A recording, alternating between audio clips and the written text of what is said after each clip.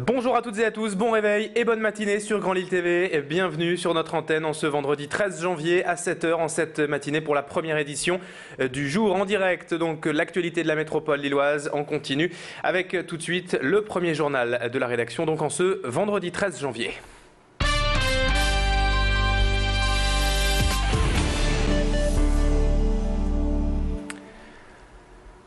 Et on revient tout d'abord sur la visite hier à Lille de Nicolas Sarkozy. Le chef de l'État a passé un peu plus de 3 heures dans la capitale des Flandres hier, notamment pour présenter ses vœux aux fonctionnaires. Arrivé vers midi à la préfecture du Nord, Nicolas Sarkozy avait avant cela visité la DREAL, la direction régionale de l'environnement, de l'aménagement et du logement, et fait un passage éclair dans la maison natale du général de Gaulle. Accueilli, vous le voyez sur ces images, par les personnalités politiques nordistes et bien sûr Martine Aubry, le maire de Lille. Le chef de l'État a ensuite présenté ses vœux au corps constitué, les policiers et donc les fonctionnaires dans leur ensemble. Après son départ, l'une des premières à réagir à cette visite fut bien évidemment le maire de Lille, Martine Aubry, qui s'est montré très critique envers le président de la République et sa politique. On l'écoute au micro de Pierre Beauvillain. Martine Aubry sur Grand Lille TV. Si on veut élever effectivement le débat, eh bien on ne traite pas l'opposition comme on la traite, mais on essaye effectivement de débattre sur les idées. C'est toujours ce que j'ai essayé de faire. Donc j'ai été ici pour un accueil républicain comme il se doit.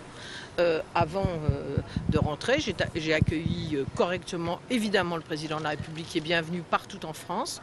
Mais ici je parle au candidat sortant pour lui dire une fois de plus vous êtes venu nous faire une fable.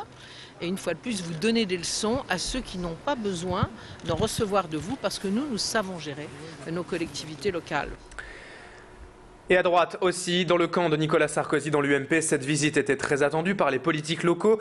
Nicolas Sarkozy n'était pas venu à Lille depuis 4 ans et le député maire de Lambersart, Marc-Philippe Daubresse, également secrétaire de l'UMP, n'a pas manqué de réagir à l'issue de cette cérémonie de vœux hier. On l'écoute toujours au micro de Pierre Beauvillain. Je pense que le président de la République a expliqué avec beaucoup de pédagogie, beaucoup de sincérité et de vérité tous les problèmes qui se posent au service public dans ce pays, sans éluder aucune question, la baisse des postes des fonctionnaires, la nécessaire revalorisation de leur métier, la lutte contre la précarité, la manière d'être plus efficace, pas seulement pour eux-mêmes, mais aussi pour les usagers. Il n'a éludé aucun problème et je pense que c'est un discours de vérité et de courage. Il reste sur sa feuille de route du début du mandat. Il a donné des chiffres qui, me semble-t-il, sont très illustrants de l'efficacité de cette politique. Et en marge de cette visite officielle hier du président de la République, quelques manifestations étaient organisées à Lille par les syndicats, notamment au parc Jean-Baptiste Lebas par l'UNSA, Solidaire et la CGT.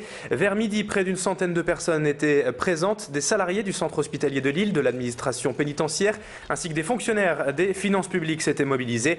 Une manifestation surtout symbolique selon les représentants syndicaux qui souhaitaient avant tout, je cite, dénoncer le plan social d'envergure annoncé par le gouvernement avec près de 1000 suppressions de postes dans la fonction publique selon les syndicats. Clément Carion a suivi pour nous cette manifestation. On écoute notamment Nicole Banarbe, représentante CGT, qui revient sur cette mobilisation. Au micro donc de Clément Carion. Nos revendications, c'est de donner les moyens à la fonction publique de fonctionner. En tout cas, moi, je travaille dans la fonction publique hospitalière et donc les hôpitaux publics. On n'a plus les moyens de travailler. Il faut savoir que nationalement, il y a 50 millions de journées qui sont mises sur des comptes, ce qui représente environ 40 000 emplois. Donc vous voyez ce qui manque dans les hôpitaux et d'ailleurs qu'il en prenne note pour son sommet de l'emploi qui prépare pour le 18 janvier. L'actualité politique encore et toujours à la une de l'actualité dans ce journal avec les vœux du Front National qui avaient lieu hier. Le chef de file du FN lillois, Éric Dilly, n'avait certainement pas choisi au hasard la date d'hier dans le calendrier politique régional.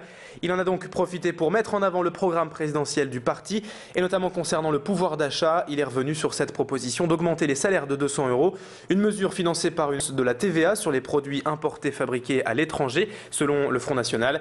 Éric Dilly a également confirmé que le FN avait du mal à rassembler les 500 signatures. Marine Le Pen ne serait aujourd'hui qu'à 250 engagements et le parti frontiste dénonce donc des pressions de la part selon lui du PS ou de l'UMP contre les élus locaux. Écoutez Éric Dilly au sujet du programme du Front National au micro de notre reporter. Le Front National a une mesure phare. Au lieu de l'austérité qui est proposée par l'UMP et le PS, c'est un plan de vigueur à la place d'un plan de rigueur. C'est un plan de développement de l'investissement, de relance du pouvoir d'achat, en particulier une mesure qui est plus que symbolique, qui sera considérable pour le pouvoir d'achat des personnes modestes et moyennes en France, c'est 200 € de plus par mois sur leur feuille de paye. On termine ce journal avec ce reportage du côté d'Attiches. Depuis le 31 décembre, dans une boulangerie de cette commune d'Attiches, près de Seclin, le pâtissier vous propose une galette des rois solidaire cette année. En effet, pour chaque galette achetée, 1 € est reversé à l'association Tous pour Julie.